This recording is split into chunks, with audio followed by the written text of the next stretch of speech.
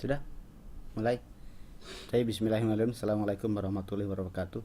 Waalaikumsalam warahmatullahi Bismillah, wabarakatuh. alhamdulillah, salatu wassalamu ala rasulillah wa ala alihi wa sahbihi wa man wala wa man tabi'ahum bi ihsanin ila yaumil qiyamah wa ba'du.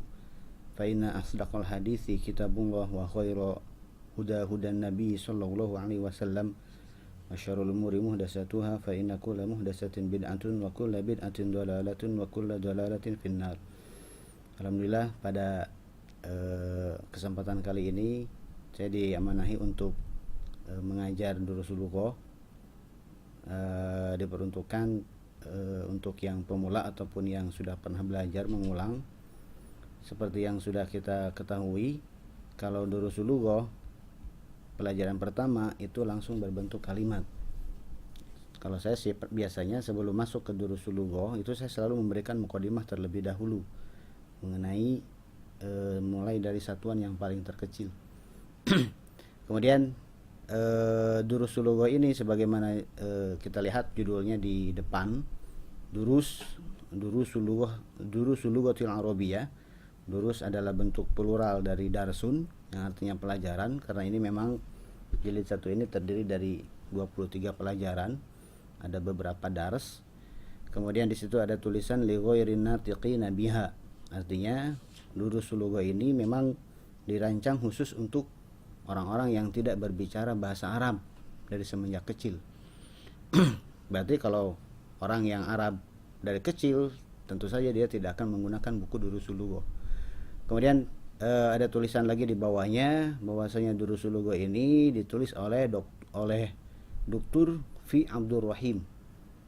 Beliau ini bukan orang Arab ya. Beliau ini orang India, karena Fi di situ adalah nama daerah asal beliau ya, dari daerah Farastaya kalau tidak salah. Kemudian sebelum kita masuk ke pelajaran pertama dari durusul lugha, yaitu pengenalan mengenai nama-nama benda, juga penggunaan kata tunjuk untuk yang dekat, saya ingin mengurut dulu dari awal ya, bahwasanya tujuan dari bahasa Arab adalah seperti disebutkan di beberapa kitab, adalah litafahum, untuk saling memahami, tafahum wa takhotub. Kemudian kalau untuk saling memahami, kita biasanya itu akan menggunakan, atau saling memahami itu berkomunikasi. Yang namanya komunikasi berarti ngobrol. Kalau kita ngobrol biasanya itu apa yang akan kita gunakan? Kalau ngobrol, apakah kita akan menggunakan paragraf, apakah kita akan menggunakan kalimat, apakah kita akan menggunakan kata, apakah kita akan menggunakan huruf ya, dari satuan paling besar kemudian satuan paling kecil. Yang namanya ngobrol orang biasanya itu menggunakan kalimat. Nah, maka di durusul lugha ini pelajaran pertama itu langsung kalimat-kalimat singkat. Nah, saya ingin mengurut dulu mulai dari satuan yang paling terkecil ya, bahwasanya hampir semua bahasa itu memiliki satuan paling terkecil. Bahasa Indonesia seperti yang kita ketahui, satuan paling terkecilnya itu adalah huruf abjad dari A sampai Z. Jumlahnya ada 26. Nah, begitu juga dengan bahasa Arab. Walaupun mungkin masih ada ikhtilaf di kalangan para ulama, huruf hijaiyah yang ada di dalam bahasa Arab itu ada berapa. Ada yang mengatakan huruf hijaiyah yang ada di dalam bahasa Arab itu 28, 29, dan ada yang mengatakan 30. Yang mengatakan 28 berarti alif tidak dimasukkan ke dalam huruf hijaiyah. Yang mengatakan 29 berarti alif dimasukkan. Yang mengatakan 30 berarti ada lam alifnya. Kalau dulu kita ngaji menggunakan buku tuturutan atau metode Baghdadiyah, nah kita ngurut tuh mulai itu dengan alif dulu, alif, ba, ta, sa, jim, kemudian di ujung tuh ada lam alif hamzah iya. Nah, lam alif itu dimasukkan ke dalam huruf hijaiyah. Nah, tentu saja yang mengatakan pendapat tidak disebutkan di syarah matan Jazariyah, bahwasanya yang mengatakan pendapat 30 yang memasukkan lam alif itu kurang tepat, karena lam alif itu bukan huruf hijaiyah. Lam alif itu huruf ma'ani, sedangkan huruf hijaiyah itu huruf mabani. Huruf mabani itu huruf-huruf yang membentuk sebuah kata. Huruf hijaiyah itu mentah ya, belum ada harokatnya. Kemudian dari beberapa huruf hijaiyah ini, huruf hijaiyah kalau dalam bahasa Indonesia itu kan kita kan menyebutnya tuh huruf abjad ya, dari A sampai Z tuh. Kenapa disebut huruf abjad? Ini bukan asal penamaan ya. Karena sebetulnya huruf abjad ini diambil dari kata abajada. Urutan huruf hijaiyah seperti yang antum tahu. Antum kalau misalkan ditanya, coba urutkan huruf hijaiyah, sebutkan huruf hijaiyah. Antum pasti akan menyebutkan a ba ta sa ja ha kho atau alif ba ta sa jim. Nah, itu adalah urutan yang bukan yang klasik ya. Setahu saya yang klasik itu urutannya itu urutan abjad, tartib abjadi. Jadi di dalam bahasa Arab tuh ada dua tartib huruf hijaiyah tuh ya. Ada yang menggunakan tartib abjadi, ada yang menggunakan tartib alif ba'i atau alfabet. Nah, tartib abjadi berarti urutannya tuh abjad, hawaz, hati, kalimat, sya'fas, dogot, korsat dan seterusnya. Nah, silahkan dibuka lagi di Wikipedianya ya.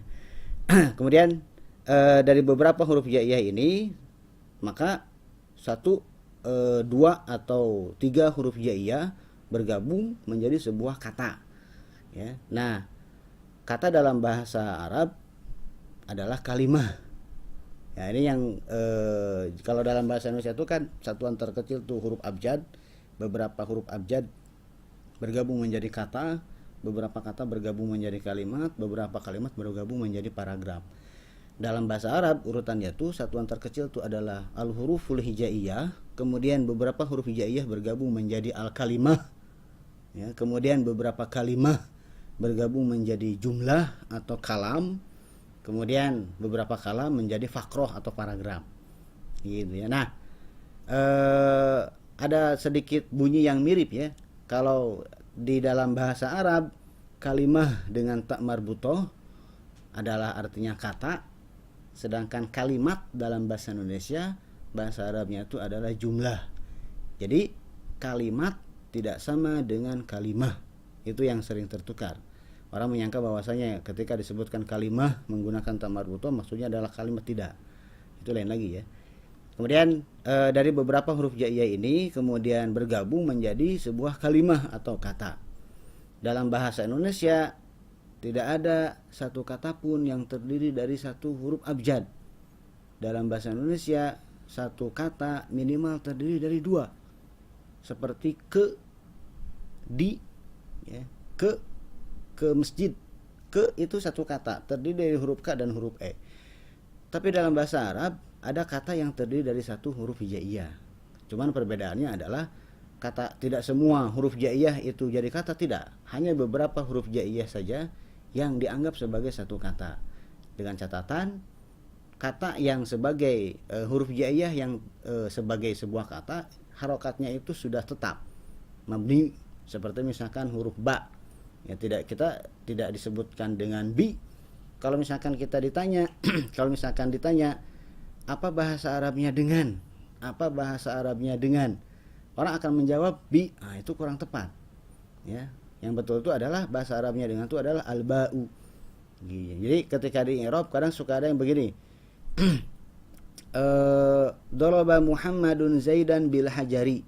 Bil hajari al-ba'u harfu jar. Kemudian al-hajari majrurun. Nah, majrurun suka ada yang mengatakan begini, majrurun bibi. Nah, ini tidak boleh.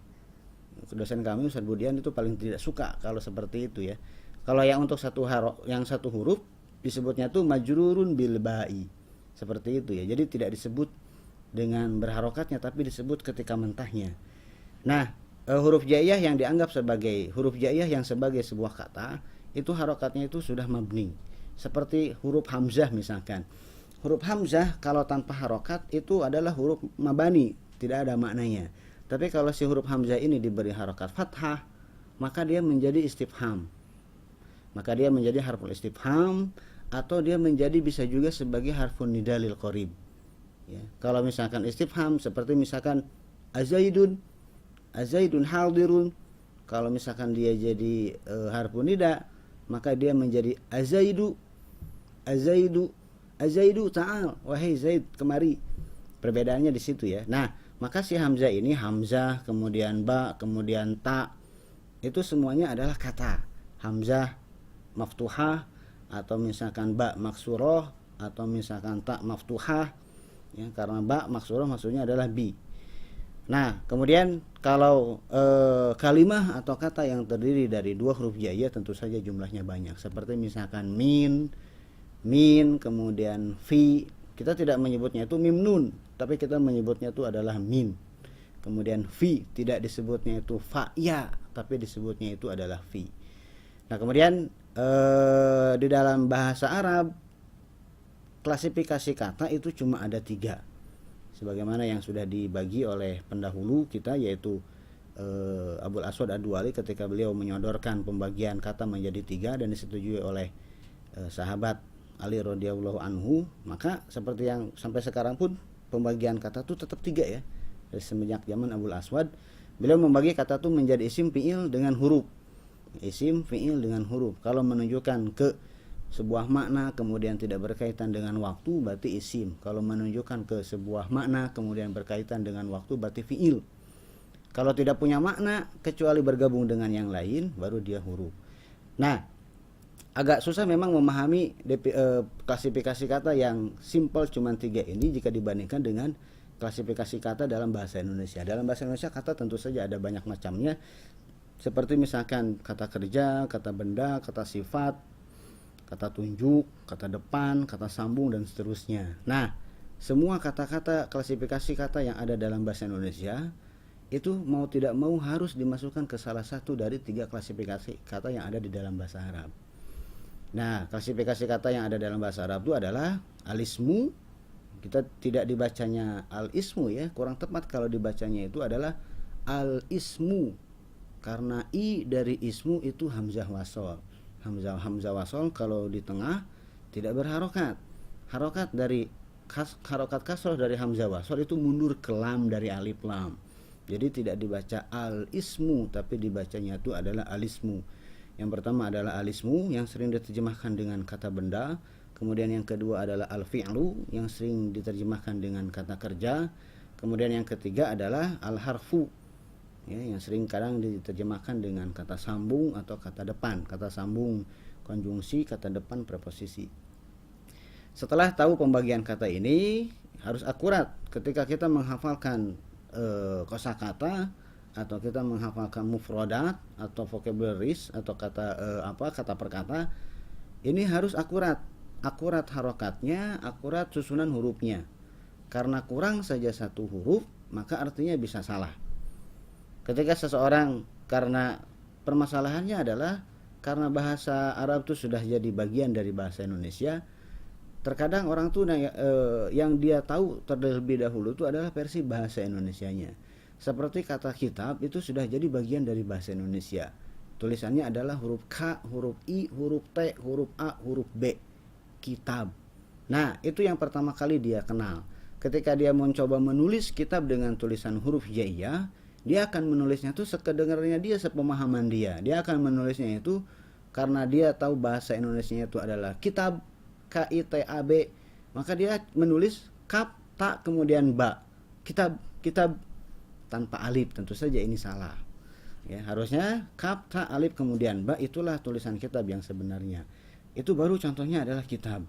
Belum istighfar, belum istikharah, belum istighosah, belum istisqa. Ketika misalkan orang yang pertama kali belajar bahasa Arab pemula banget, kalau saya kasih tes seperti ini, hampir semuanya itu salah. Yang paling sering adalah salah dalam menulis kata Khadijah. Mereka tidak terbayang Khadijah tulisannya aslinya itu seperti apa. Banyak yang salah ya.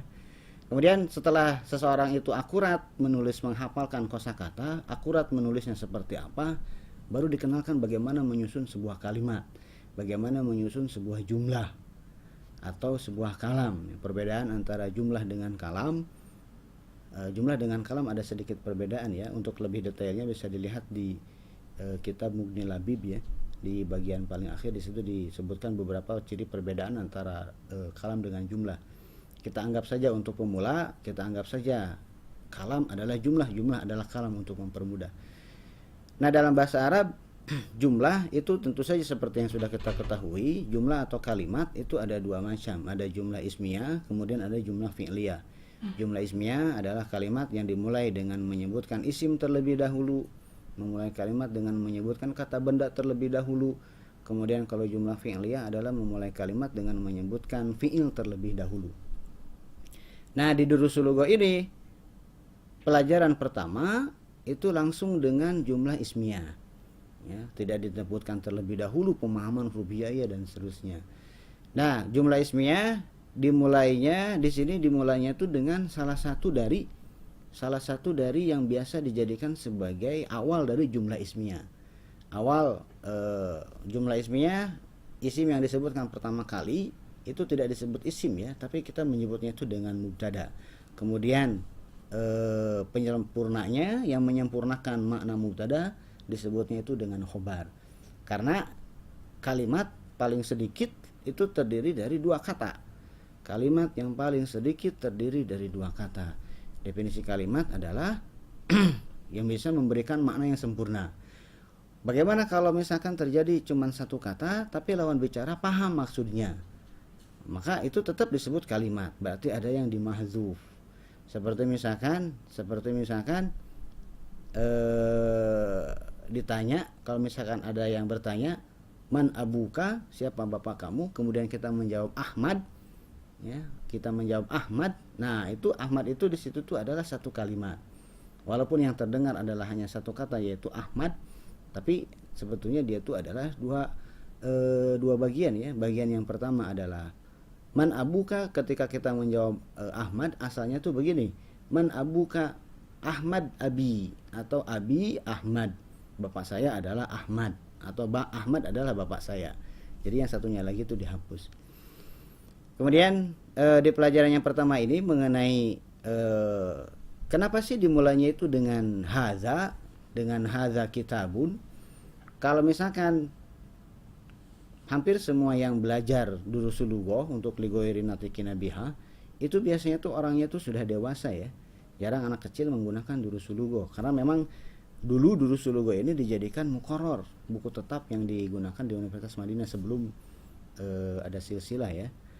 Nah, para pemuda yang belajar bahasa Arab menggunakan Durusul Lugha, di dalam bahasa asli mereka, bahasa ibu, al-lughatul bahasa ibu mereka, tentu saja mereka sudah mengenal bentuk-bentuk rumah, masjid dan seterusnya. Seperti misalkan kita sebagai orang Indonesia tahu kalau yang bentuknya ada pintunya, ada atapnya, itu namanya adalah rumah. Nah, permasalahannya adalah kita tidak tahu bahasa Arabnya rumah itu seperti apa. Nah, kemudian dikenalkan oleh orang Arab, ini adalah rumah. Maka kita tuh dianggap seperti anak kecil yang baru mengumpulkan kosakata. Itu ya. Jadi memang inti dari pelajaran pertama itu seperti itu. Kita tuh dianggap seperti bayi. Kita tuh dianggap seperti balita yang baru mengumpulkan kosakata.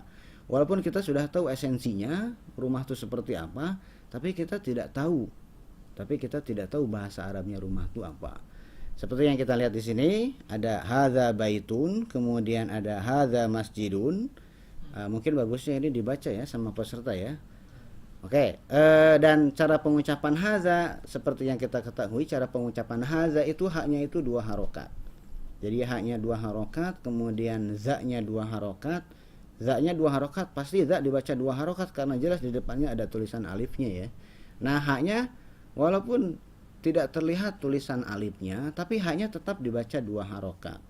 Kalau di dalam ilmu imla ini yang disebut dengan apa? Yuntok wala yuktab. Walaupun wala yuntok tetap diucapkan 2 harokat, wala yuktab walaupun alifnya tidak tertulis. Nah, karena kalau mau dipreteli, kalau mau dirinci, hadza itu kan 2 bagian ya, terdiri dari ha dengan za. Yang isim isyarahnya atau yang kata tunjuknya itu cuma za-nya. Hadza itu terdiri dari 2 bagian, ha dengan za. Ha itu adalah ha at-tanbih, harfut tanbih ya. Tanbih itu untuk menggugah perhatian. Kalau bahasa Indonesianya sebetulnya bisa saja kita mengatakan begini. Kita ingin mengekspresikan ini rumah, bisa saja kita menggunakan begini. Za baitun, za masjidun, bisa saja seperti itu. Ha itu padanan bahasa Indonesia itu kurang lebih seperti ini. Ini rumah. Ini masjid. Jadi ada he-nya semuanya ya. Itu definisi harfut tanbih itu seperti itu. Dan terkadang di asy'arul Arab, terkadang di syair-syair orang Arab pun ketika melihat tulisan za, ketika ngelihat tulisan za, maka kalau misalkan kita membaca syair yang digunakan orang Arab itu tuh harus dengan syarahnya. Diwan Mutanabi itu kalau kita baca Diwan Mutanabi langsung itu nggak bakal paham. Makanya ada syarah Diwan Mutanabi. Kenapa? Karena nanti bingung. Apakah za di situ isim isyarah? Apakah za di situ tuh mausulah? Apakah za di situ tuh asmaul khamsah? Nah, itu tuh harus ada syarahnya. Oh, ternyata za di situ tuh adalah dari hadza isim isyarah. Oh, ternyata za di situ adalah al asmaul khamsah dalam keadaan mansub misalkan. Gitu ya. Nah, makanya mereka menganggap tidak mutlak harus dengan ha. Nah, kalau kita tuh kan dicekoki dua dari awal tuh harus dengan hadza gitu kan. Padahal kalau misalkan kita pengen variasi, bisa aja ngagetin orang za kitabun. Paling orangnya heran-heran za kitabun apaan gitu ya. Oke, silakan dibaca mulai dari gambar yang pertama ya. Hadza haknya 2 harokat, za-nya 2 harokat. Silakan. Bareng-bareng atau satu orang atau bareng-bareng? Oh, silakan bareng-bareng. Hadza baitun. Berikutnya. Hadza masjidun. Terus. Hadza babun. Hadza kitabun. Hadza qalamun. Hadza miftahun. Hadza maktabun.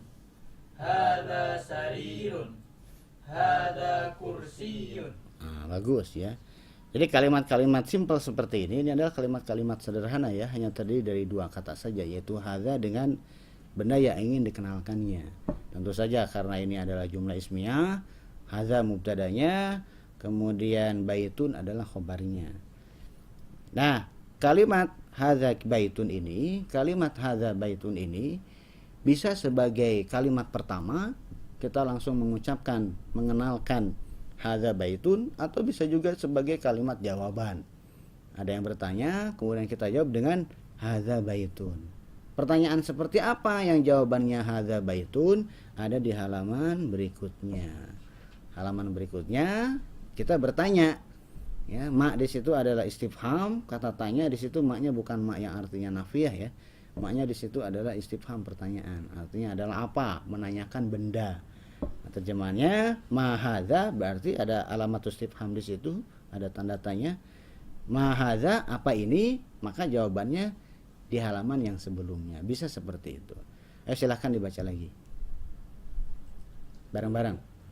Ma hadza. Hadza baitun. Hadza baitun. Naam. Hadza baitun. Dah, stop dulu. Nah, di situ ada hadza baitun. Memang di dalam membaca kalimat-kalimat seperti ini kita tidak bisa membacanya dengan intonasi yang datar ya. Pertanyaan kan makanya kalau misalkan ada yang pernah baca Al-Arabiyah bin Namadij. Al-Arabiyah bin Namadij adalah buku pelajaran bahasa Arab yang digunakan oleh anak-anak UIN yang di Syarif Hidayatullah. Nah, di mukadimahnya itu dijelaskan bagaimana cara membaca sebuah kalimat. Jadi ada garisnya, ada turun ke bawah, intonasinya turun, intonasinya naik, dan seterusnya. Ketika kita membaca pertanyaan, kita tidak bisa datar. Ahadza baitun. Ya, tidak bisa seperti itu bukan pertanyaan. Ya, nanti bingung itu tuh kamu tuh nanya apa enggak, gitu ya. Jadi harus ada menurunnya. Ahadza baitun. Kurang lebih seperti itu ya. Kalau masalah lagu silahkan masing-masing. Nah, di situ ada a, ya. Di situ ada a. A itu artinya adalah apakah. Memang di Durusul Lugah ini dimulai dari jilid 1 sampai jilid 2. Pertanyaan apakah itu konsisten menggunakan a. Kenapa tidak menggunakan hal? Kenapa menggunakan a? Karena nanti di jilid 2 itu ada pertanyaan negatif. Nah, jadi karena di jilid 2 ada pertanyaan negatif, maka dari semenjak awal itu sudah menggunakan apakahnya itu dengan a, tidak menggunakan hal. Kenapa? Karena hal tidak bisa masuk ke pertanyaan negatif. Kalau a bisa masuk ke pertanyaan positif, bisa masuk ke pertanyaan negatif. Sedangkan hal itu khusus pertanyaan positif saja. Antum nggak bakal pernah mendengar hal lasta, nggak bakalan ada. Ya. Nah, di ayat itu tidak ada hal laisaullah, nggak ada. Pasti selalu alaisaullahu biahkamil hakimin. Nggak ada hal di depannya laisa, itu nggak bakal ada. Nah, maka karena di jilid 2 itu ada pertanyaan negatif, di jilid pertama itu sudah dibiasakan dengan a, padahal artinya bahasa Indonesia adalah sama-sama apakah. Oke, lanjutkan. Ma hadha hadha qamisun ahadha sarirun la hadha kursiyun ahadha miftahun la hadha qalamun ma hadha najmun. Bagus ya. Nah di situ komis ya, komis itu dengan huruf qaf. Kemudian kita melihat apa sih hubungan antara komis dengan gamis? Ya, mungkin memang dialek Mesir tuh qaf tuh menjadi ghoin ya, bukan gin tapi ghoin ya. Ya kita kadang nyebutnya itu huruf setelah ain tuh huruf ghin, ya, bukan ghin tapi ghoin. Nah kadang juga ada yang nyebutnya itu dengan gohin, saya kurang tahu kenapa disebutnya gohin, jauh sekali ya. Ain tuh pasangannya itu adalah ghoin, karena ghoin itu adalah ain yang bertitik. Tulisan ain, huruf ya, kemudian huruf nun dikasih titik, maka menjadi ghoin. Kurang lebih seperti itu. Sama seperti dal dan zal, itu juga. Oke. Kemudian berikutnya adalah latihan-latihan ya. Nah, di situ mengulang kosakata, apakah masih ingat dengan kosakata yang tadi dengan dalam bentuk pertanyaan. Silahkan dibaca lagi. Ya, tamrin awal. Ma hadha hadha miftahun ma hadha qalamun. Kitabun dulu. Fokus. Ma hadha kitabun ma hadha qalamun. Kolamun, ulangi ya, bukan kolamun. Yang pendek dibaca pendek, yang panjang dibaca panjang. Ulangi lagi.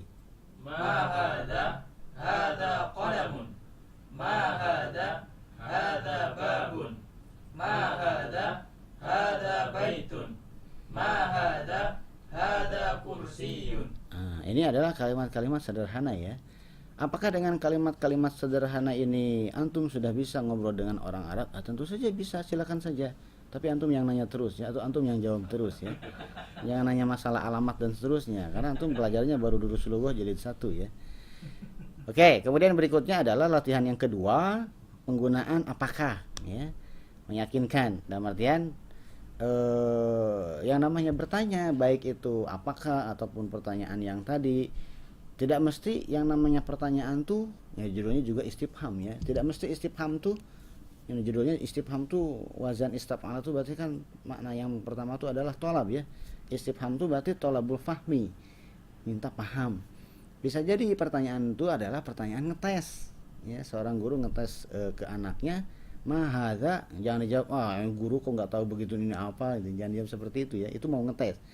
Nah sekarang berikutnya adalah si gurunya ini pura-pura bingung ya, si gurunya pura-pura bingung, ini apa sih, apakah ini rumah atau apa, ini sesuai dengan gambarnya ya. Kalau misalkan ini rumah, maka jawabnya dengan na'am, sesuai dengan realitanya. Kalau misalkan ini bukan rumah, berarti jawabnya dengan la. Setelah la, tentu saja kalimatnya tidak boleh rumah. Ya, misalkan begini, di situ ada ahadza baitun, nah, di situ ada ahadza baitun, sedangkan gambarnya masjid.